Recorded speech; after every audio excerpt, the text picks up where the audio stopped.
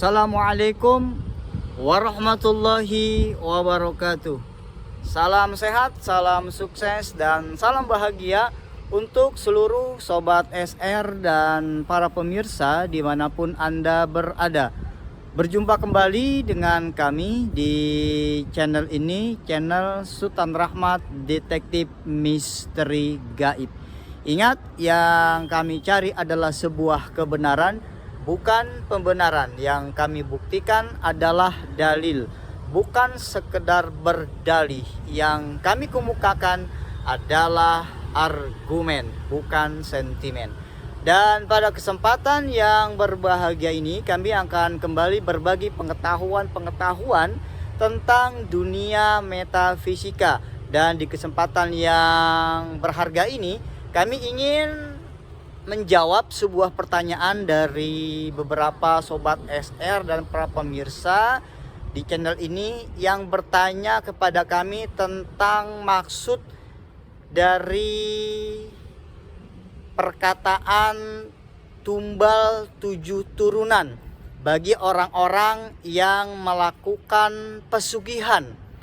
Baik, sebelum kami membahas tentang apa maksud dari tumbal 7 turunan bagi orang-orang yang melakukan pesugihan, mungkin kami sedikit akan mengulas kembali tentang pesugihan. Jadi pesugihan ini sebagaimana telah kita ketahui bersama, dia adalah sebuah cara yang singkat untuk mendapatkan kekayaan, untuk memperoleh harta, jabatan, pangkat, kedudukan, atau yang lain-lain sebagainya, tapi dengan cara yang salah.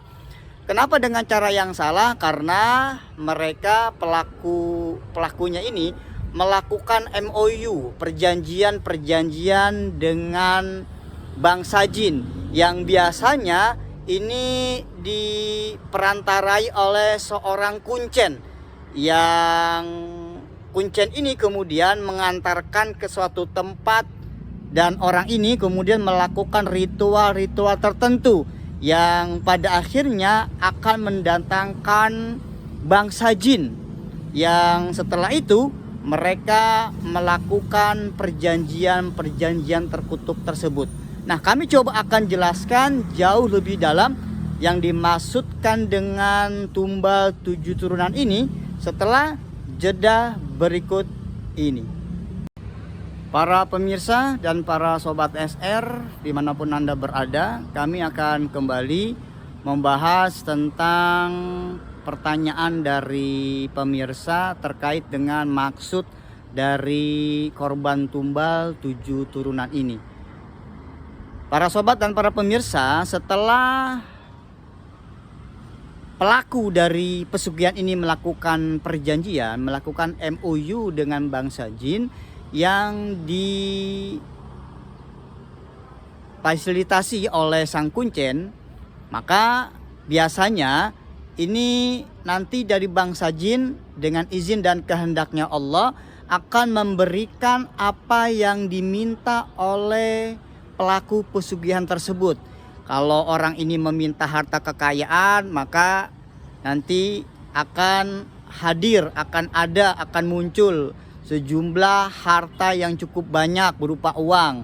Kalau dia ingin mendapatkan jabatan, kedudukan, pangkat, maka dia akan segera mendapatkan apa yang diinginkan. Apabila dia ingin mendapatkan popularitas dan lain-lain sebagainya, maka dia akan mendapatkan apa yang diinginkannya pada saat itu.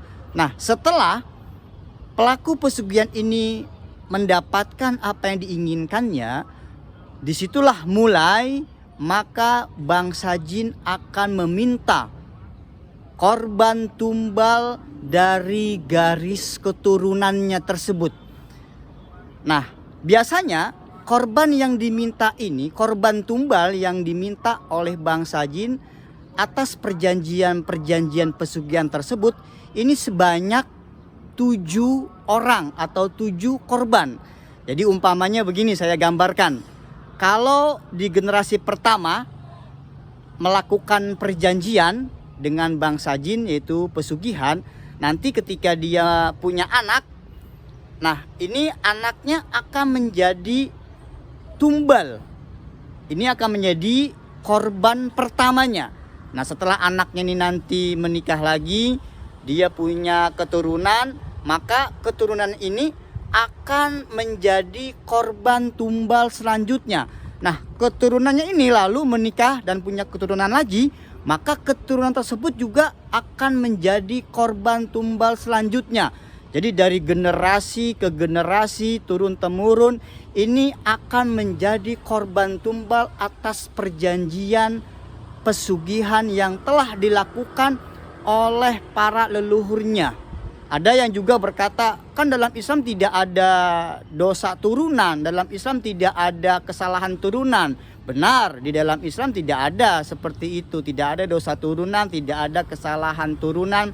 Tapi di dalam dunia metafisika, di dalam dunia mistis, bahkan di dalam dunia jin, ini tidak berlaku seperti itu.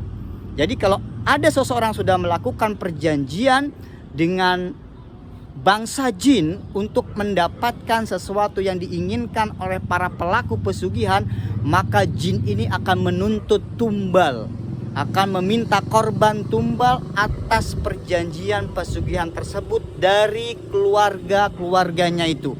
Dan itu akan terus berlangsung secara turun-temurun dari generasi satu ke generasi yang lain.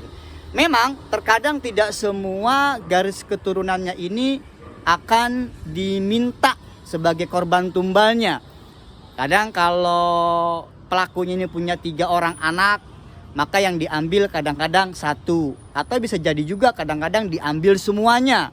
Nanti anaknya ini menikah, punya keturunan lagi, kemudian cucunya ini, cucu dari pelaku pesugihan tersebut, maka nanti akan diambil juga sebagai korban tumbal oleh bangsa jin. Kalau dia mempunyai 4 cucu, ya mungkin nanti cucu pertama, atau mungkin cucu kedua, atau bahkan mungkin keempat-empatnya akan diambil oleh bangsa jin tersebut. Nah, ini tergantung bagaimana bangsa jin akan memilih korban-korban tumbalnya tersebut. Dan ingat, korban tumbalnya ini akan dimintai setiap tahunnya.